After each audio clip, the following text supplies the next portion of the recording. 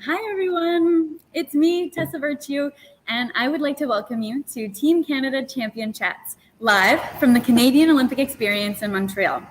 Can we just start this afternoon by getting a big cheer from everyone in our schools all the way across Canada? Ready? On the count of 3. 1, 2, 3.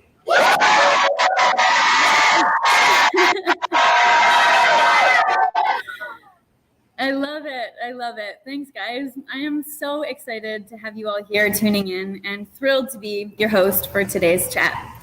For the next 45 minutes, we'll be talking about what it means to be a champion and hearing from our incredible panel of athletes about how they use goal setting, perseverance, and feedback to be successful in both the personal and professional lives. And we're also going to take questions from our Team Canada Champion Chats teachers. So really looking forward to that.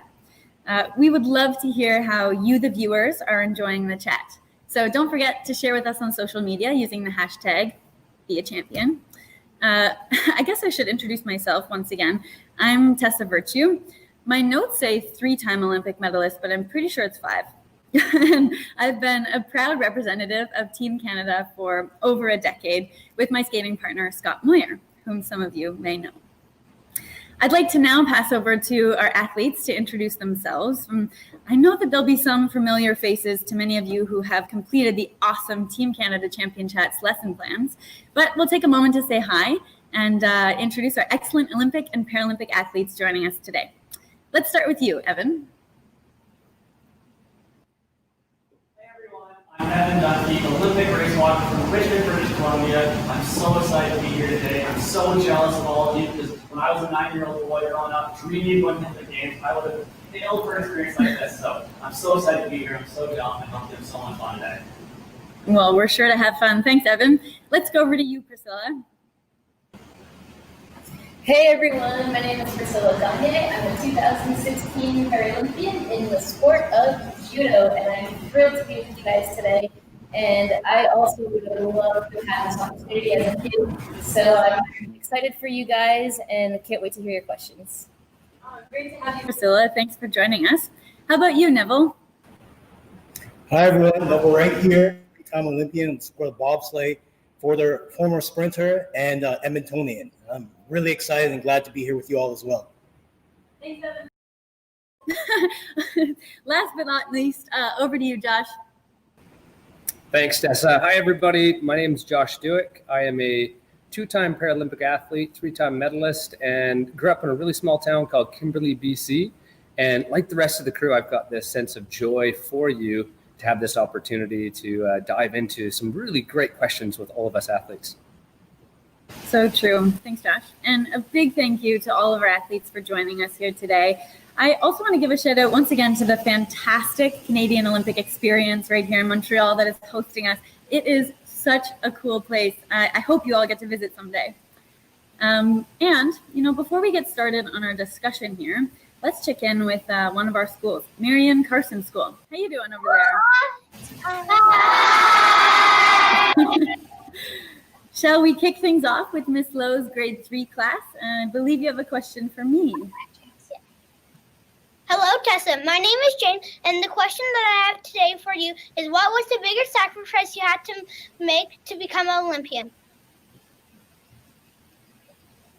Good question. A really good question about the biggest sacrifices that I've had to make to become an Olympian. You know, there were many along the way. I think anything worthwhile and anything meaningful and significant to you requires sacrifice. And one of them was moving away from my friends and family, moving away from home when I was just 13 years old.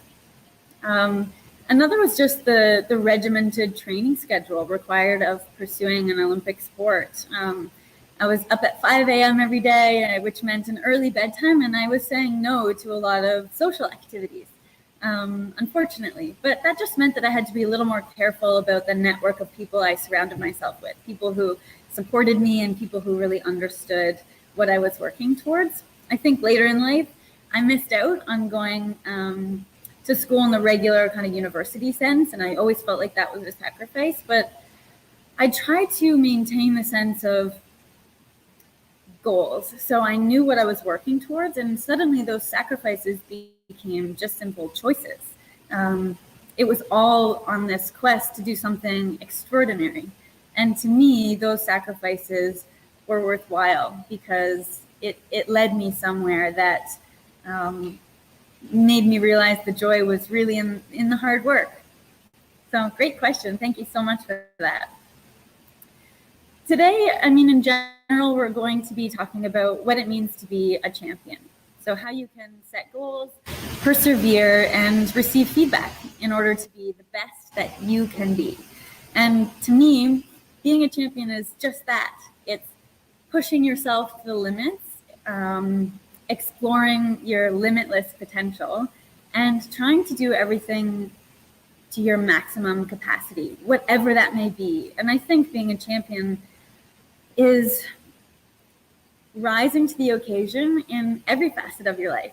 So that's school, community, family, friends, sport. It could be also other hobbies like theater or art. And I think, I'm curious to hear what our other athletes have to say about being a champion, because they can certainly speak to that. Evan, do you want to take this one? Absolutely. Thank you, Tessa. And I think we had some mic issues before, so I'm going to reintroduce myself for those that don't read lips. My name's Evan Dunphy. I'm a Canadian Olympic race walker from Richmond, British Columbia. I'm so excited to be here and chat to you guys. And for me, being a champion means setting really, really big goals in whatever it is you love. For us here today, it was sport, but for you, it might not be sport. It might be teaching, or it might be music, or whatever it is. Just being a champion means setting those really big goals and then chasing after them with all your heart, putting every ounce of energy you have into achieving those goals. And the biggest part about being a champion is that at a certain point, once you've gotten along that journey a little bit and learned these valuable lessons and transformed and grown as a person, being a champion really means turning around and using those skills that you've gained and giving them back to the next generation and paying it forward. I think that's a really big part about being a champion is using your platform to develop by chasing your goals and then turning around and helping others with those skills. So for me, that's very personal what I try to do. And I think I speak for a lot of the athletes when we say that's what we really try to do with our voice and our platform, is to give back a little bit and to use our skills to hopefully inspire you guys. Evan, and you really are inspiring. I think it is so much more about, it's more than just the medals. It's more than the podiums. It's about giving back, as you say, and hopefully inspiring the next generation. In order to be a champion, you want to make sure that you're setting yourself up for success in every way possible. And the best way to do this is to start by setting a goal. So Neville, this question is for you. Why do you think goals are important? And what is it that you're working towards currently? So why do I think goals are important, and what goals have I set for myself currently? Goals are important because they provide you with feedback, information, and direction. They act as a blueprint to help you achieve your goals. And just as important as goals are, we have to focus on the process, because it's the process that's going to get us to achieve our goals. And for myself, currently, I'm working on developing myself as a performance therapist and a speaker. And I found that I have to really focus on the process and developing that, learning from my environment and from others to be the best I can be. I love that you continue to challenge yourself Neville. I mean, you've conquered so many things already in sport, but it seems you're on to the next thing and you're thriving in that. So good for you. Sometimes, as we all know, sticking with a goal can be really tough. And you might encounter some obstacles along the way that derail your progress. But that's why it's important to persevere and keep pushing yourself in order to overcome these obstacles and stick to your plan. Remember that goal that's always in sight. It might not be a linear path to accomplishment, but you might have to backtrack a little bit and go side to side. I know the perfect person to tell us a little bit more about perseverance, and that's Priscilla. Priscilla, what are some strategies you use in your own life when you encounter obstacles on the road to reaching a goal? Yes, so being able to persevere through those unexpected changes for me is preparation. So prepare for the unexpected. How do you do that? I'm so glad you asked. I have a plan that when things don't go how I think they're going to go, I change my perspective and I focus on, well, what can I do? Okay, so I broke both of my feet, so I can't train for judo right now, at least not standing up. But what can I do? I can focus on my arms. I can focus on recovery. I can put my mind to work. I can strategize. So it's really focusing on what you can do and have a timeline prepared for when you're going to hopefully be back on track, and surrounding myself with the right people who can push me when I need to be pushed and tell me when I need to rest and tell me encouraging words when I need to hear them. So that's just some of it. I love the way you reframe that. So the obstacle, in fact, becomes an opportunity for growth and a chance to adapt and figure out a way to get to that end goal in a different way that probably strengthens your overall repertoire of skill set as an athlete, but also as a person. So thank you for sharing that, Priscilla. As we know, being a champion isn't about being perfect. That just simply doesn't exist, right? We're constantly learning and growing so that we can just become the very best versions of ourselves. So a big part of learning and growing is receiving feedback on how we're doing. And this is not always easy. It's important that we are open to receiving it. Let's call it constructive criticism, because it really can be helpful for our growth. This next question is for Josh. How has receiving made you a better athlete? Tessa, you nailed it. It is definitely not always easy to receive constructive criticism or feedback from your coaches or from your friends and from your peers. One of the things that's really helped me in absorbing this wisdom that's coming our way, because I think it's understanding that the people that are providing this feedback really care about you and they want to see the best for you. So some of it is just getting out of your own way and allowing that to come at you objectively rather than subjectively and taking it too personally, but also finding a common ground to communicate. For example, I've got coaches that I really respect, but we don't always agree on things. So we found a way to develop our relationship so that when that feedback's coming, I can take it, I can feel it, I can process it, and then decide how I want to move forward with it. And we heard Priscilla talk a little bit earlier about perspectives as well. And if we don't have multiple perspectives on what we're trying to achieve and our goals, then sometimes we can get lost in it. And I'll give you a quick little example. From the sport of ski racing, it's really hard to determine what feels good and what's actually fast. And quite often, I feel good and I'm slow. And then the opposite, quite often I feel really uncomfortable on the racetrack and it's actually really fast. So my perception is not always accurate to what the truth is. So sometimes, even though it's not easy to receive feedback, it's important that we keep an open mind and an open heart to the perspectives that are coming to us. And again, first and foremost, it's developing trust in that relationship with the person that you're allowing to provide you that critical feedback. Such a good answer. Who would have thought there would be such similarities between ice dance and torpedoing down a mountain at great speed? But we often, when we felt our best on the ice, it wasn't always perceived as being our best. So I do think it's important to remember the voices you're listening to and who you're asking feedback from, and also that, most likely they want you to succeed. They want to bolster your self-confidence and your ability to be competent in a certain field. So it is important to be coachable, to be open to that in order for us to learn. I love that.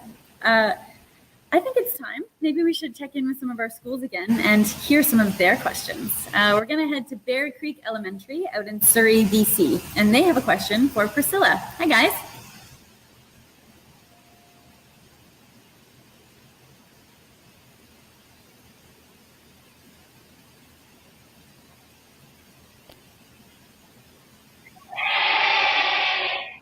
Hi, Priscilla. My name is. What do you hope kids watching you learn from your journey?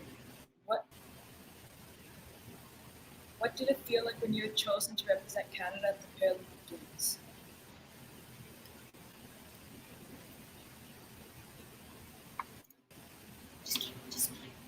Great. So the question for Priscilla was, what did it feel when you were chosen to represent Canada at the Paralympic Games, and what do you hope kids watching you learn from your journey? To represent Canada at the Paralympic Games, it was monumental for me on multiple levels. The first being because I was always told no as a child with a disability, that I could not join any sports teams or even participate in gym class with the other kids. So to be able to represent Canada, my nation, at the Paralympics was so meaningful for me as a childhood dream. It also was very honoring and a great sense of responsibility, because it's not all about me.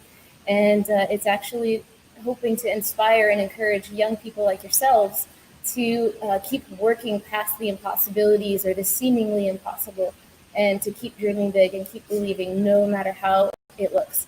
And that's what I hope that you guys take with you. And the message I hope I leave with you is, it's never too late. Never give up. Never listen to no, it's impossible. Set your own limits. Don't let adults or your friends put limits on you and what you can reach and what you can achieve in your heart.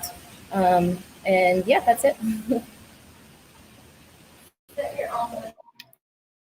Thank you so much. I'm going to be really thinking about that for the rest of today, and I'm sure that you've inspired many, because you've certainly inspired me. Great question. Thank you so much. We have one more for Neville. Take it away. Hi, Neville. I'm Carmen. My question for you is, how do you deal with nerves, pressure, and expectations that come with being an Olympian?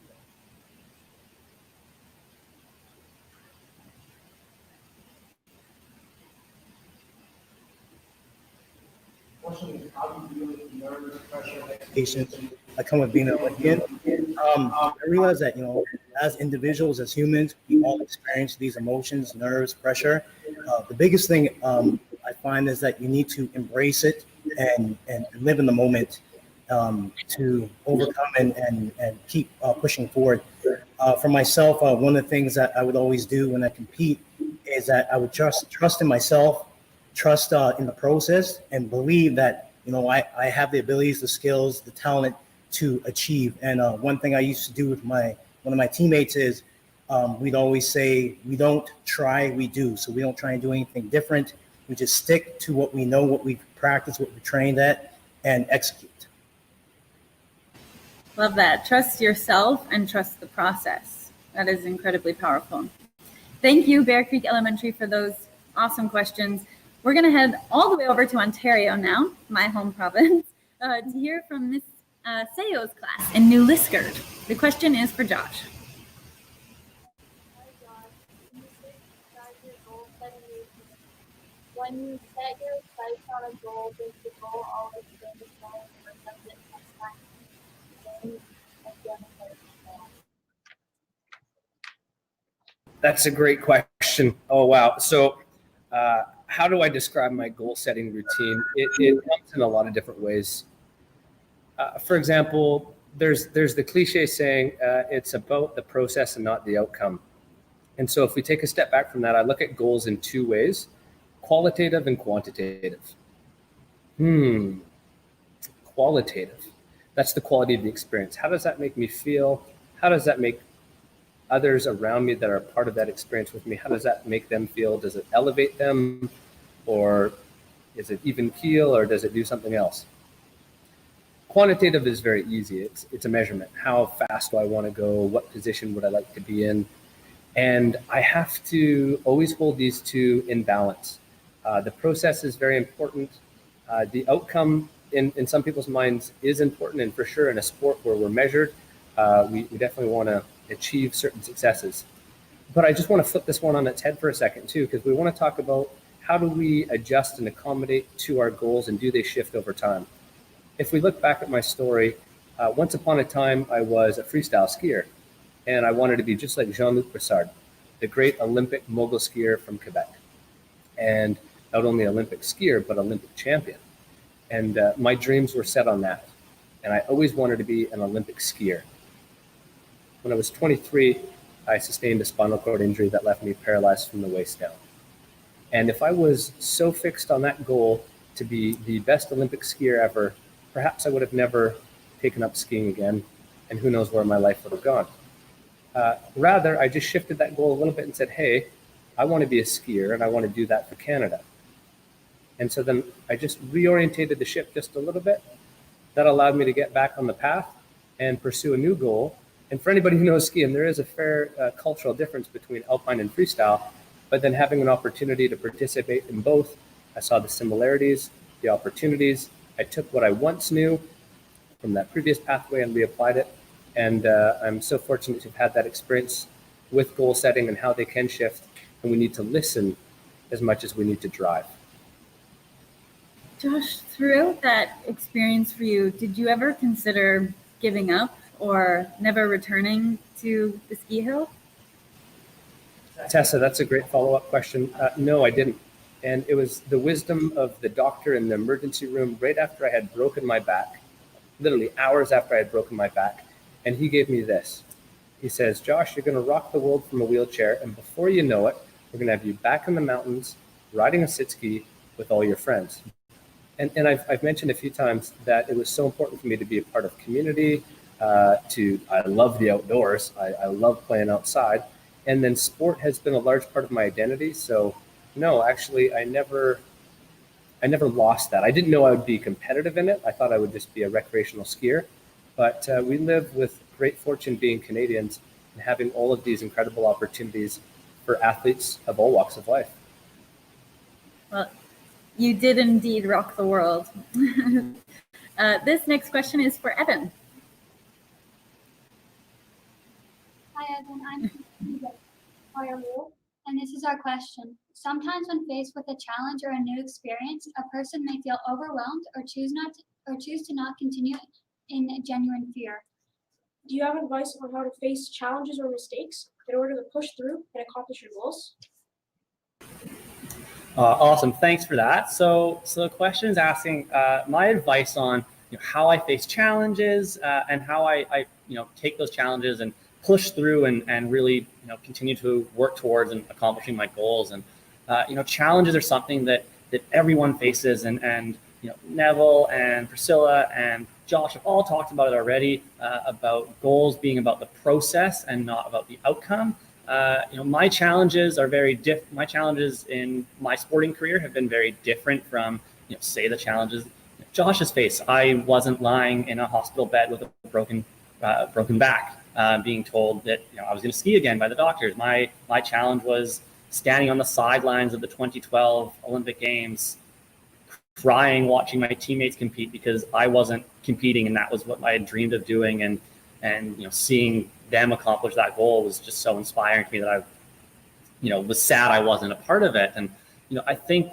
all of our challenges have in common is that the journey isn't linear.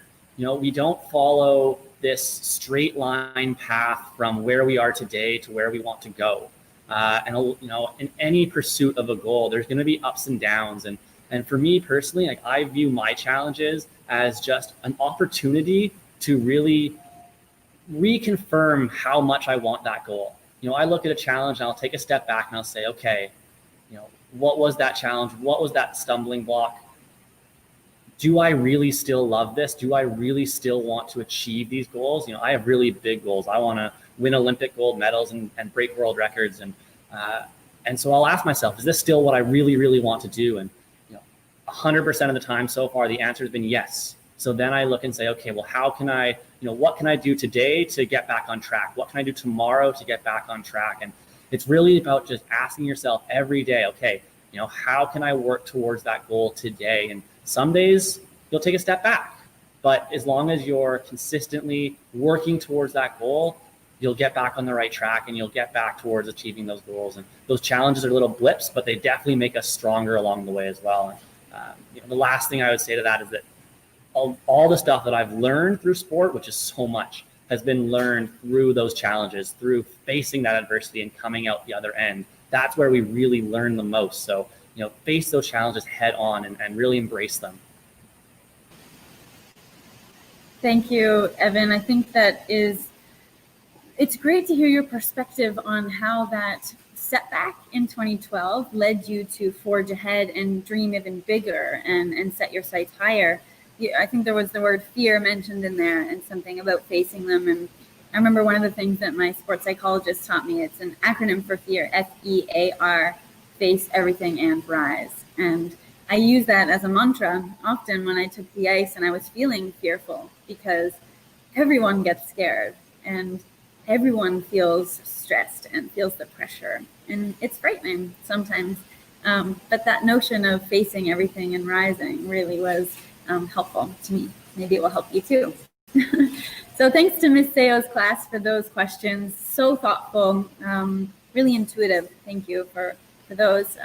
We also have some questions that have been submitted by teachers through the teacher dashboard. So let's take one of those now. And this one is for Josh. What do you do to feel 100% ready for a competition? I don't know if there's anything like 100% confident. I don't know if that's possible to be 100% confident. What I can say, and I bet the teachers are going to like the answers for this one, is we need to do our homework. We need to come into any challenge prepared for it. Competition is really like one of the ultimate tests. It's a moment where you are exposed to the world, your community, your class, your friends, and everything that you've done to prepare for that is going to be shared with those that are around you, those that are bearing witness to that experience for you. And if I was to let you into that experience at the Paralympics for myself, you're in the start and there's so much energy, there's so much hype. And I wish I had that advice from Tessa about managing fear, because that's a great one. Your mind is moving quickly, and you're at least for me, in my natural state, there was going to be moments of self-doubt. Am I good enough? Do I deserve this? Have I done all the work? And what was really helpful for me in those moments of intense pressure was to go through the list of, yeah, I am worthy and I do deserve this and I have done my homework. So by homework for me is like, did I put in the volume of training that I needed to? Did I listen to my coaches and follow that direction? Did I honor the pathway? And if I have, that means all of those things just fall away, and it gives you this really unique opportunity to surrender to the moment. And it's no longer about the outcome. It's almost like the competition itself becomes the reward for all the effort. And we've heard Tessa and all the other athletes talk about the joy really is in the journey, and the outcome will, to a degree, resolve itself. And when I say that, I mean, like, you still have to put in a good effort and show up and be present, but it's just so key to do the work beforehand in order to feel prepared for the moment. Because when that moment presents itself, and it's a beautiful experience, and I hope you all have a chance to have that at some point in your life, whether it's recreational or arts or whatever it might be, but like, put in the work. And as my dad once told me, the reward is intrinsic to the effort. If you put in a great effort, then you'll have nothing to worry about when it comes time to shine. Well said by your dad, and thank you for sharing that. As I'm listening to that answer, I'm struck by the fact that when faced with pressure and stress, isn't it interesting as humans that we question our worth, or we question whether we deserve to be there? I think that's only natural, but to combat that with some assurances and reminders of the preparation we've done and of our competency levels, of our skills, and of the people who are supporting us, that can be incredibly helpful in those moments of doubt. Sometimes you just need to quiet the noise. Your brain wants to ask questions, and sometimes you just need to give it an answer. So thank you so much. We're going to go back west to Calgary to Marian Carson School again to hear their second question. And this one's for Neville. Go ahead. Hi, Neville. I'm Lila. We've been learning about what it means to be a good citizen. How does being an Olympic athlete inspire you to help your community?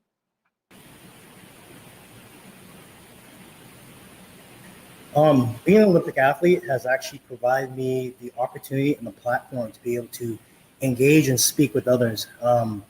I was that, growing up, I was that kid that, went through personal struggles, had financial hardships, dealt with bullying, dealt with issues with confidence. And through that process, I was able to develop, learn, grow, and become more resilient and stronger. And now it's given me the opportunity to be able to speak to youth such as you, to be able to encourage you and to let you know that you can overcome anything and you can beat the odds. I was that one child as well that, struggled with, for example, with a speech impediment, and I couldn't articulate myself properly. And refusing to give up, I taught myself and learned how to speak properly so I could actually engage with others. So I'm able to now be able to reach out to others and really encourage them and let them know that you can achieve anything, believe in yourself, work hard, and never give up on yourself. Thank you, Neville, and thank you to Marian Carson School. I hope you hear that. You never give up on yourself because you are capable of anything you want to do. All of you are watching this. All of you are tuning in. So thank you to the grade 3 class for those questions. We truly appreciate it. I think we have time for a couple more questions. We have a few more that have been submitted by teachers using the teacher dashboard. So this first question is from Ms. Boulanger's class at École Rochester in Coquitlam, BC. Evan and Priscilla, we're coming over to you. And I'm going to ask, what inspired you to take up your respective sports? Priscilla, shall we? Sure. So for me, I love combat and vision impaired, so can't really block a kick or a punch in karate, so that left me with wrestling, but wrestling wasn't in the Paralympics. Thus, I became a judo player and fell hard in love with it.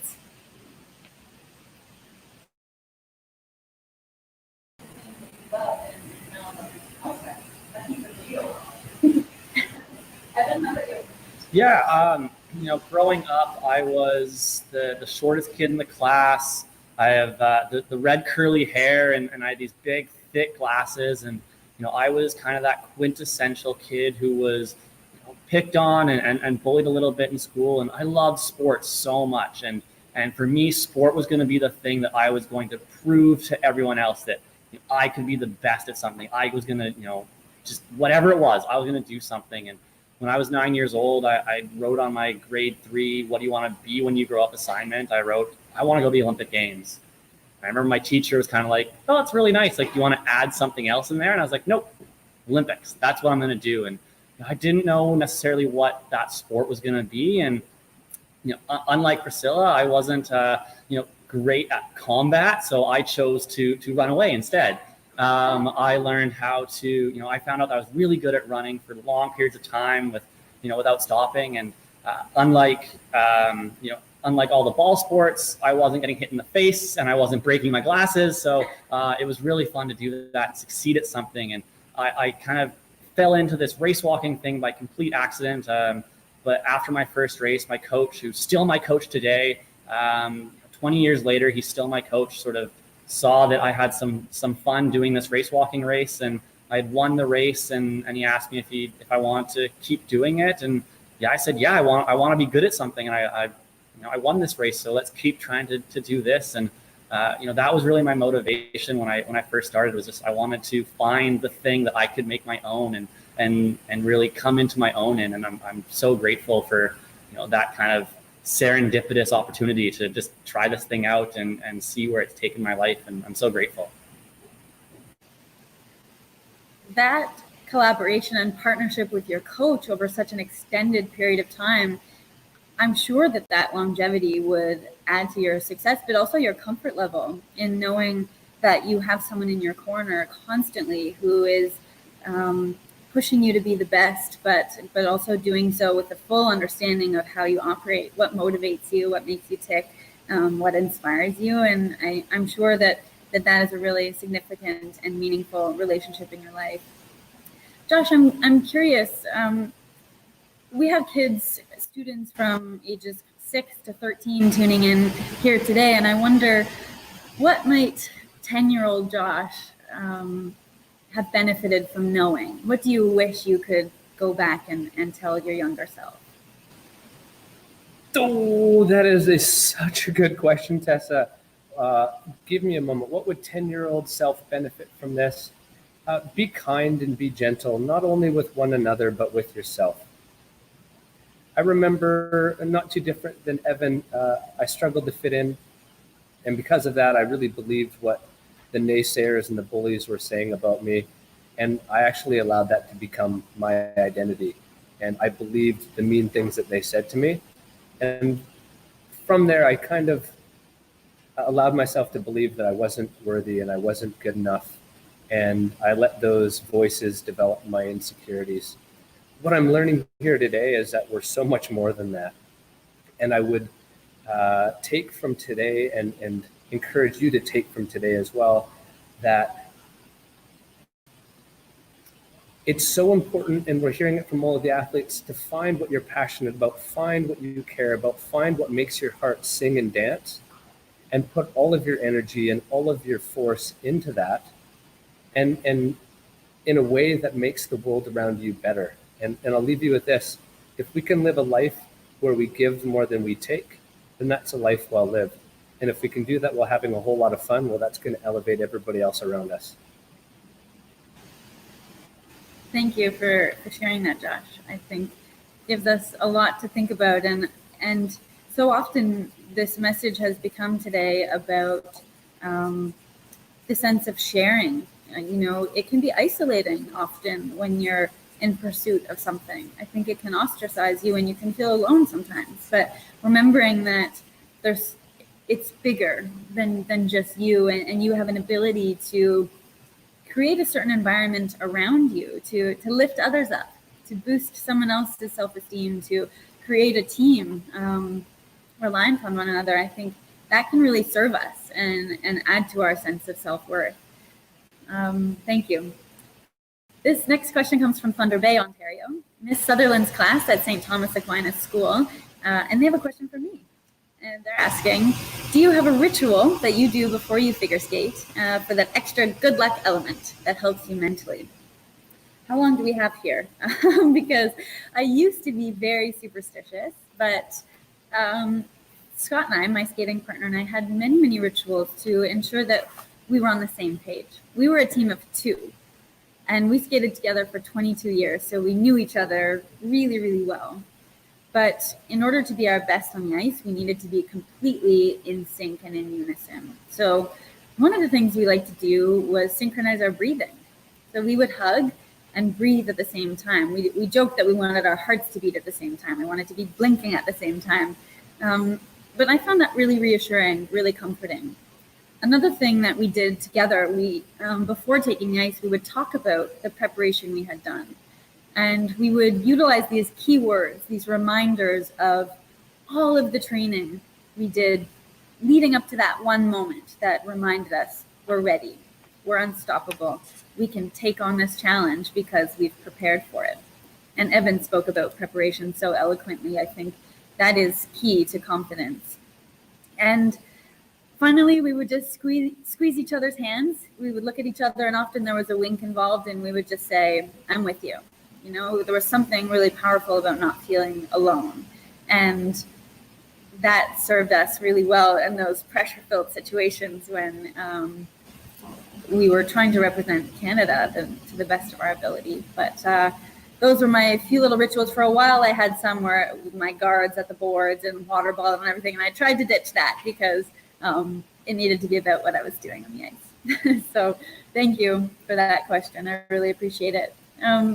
To all of our athletes and listeners, I would like to say thank you. Thank you for taking the time. Thank you for sharing your thoughts, which we want to hear more of, by the way. To the athletes, Evan, Priscilla, Neville, and Josh, I'm so inspired and invigorated by these chats. I think there are so many takeaways that we can all carry into our everyday lives about what it means to really be a champion, and valuable lessons in goal setting, perseverance, receiving feedback, and how we can open ourselves up to take that leap to be the best versions of ourselves. As we say goodbye, I would like to let this chat percolate, let it digest, and I would like to challenge you. I would like to ask you to think about what the attitude of a champion really means. And I would like to challenge you to encourage those around you, your peers, your colleagues, to be champions as well. And maybe the teachers can share with us, you can have a class discussion and use that social media hashtag, be a champion, and let us know what you think. How can we lift others up around us, and how can we step into this next chapter, whatever it may be, and really own that attitude of being a champion? How do we equip ourselves with the tools to live our best lives and encourage others to do the same? So remember that the fun doesn't end here, although this was so much fun.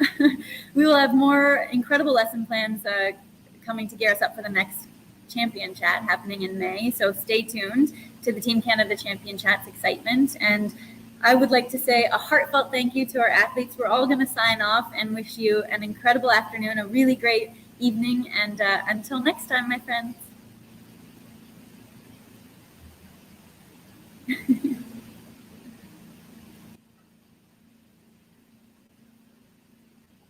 Bye, everyone.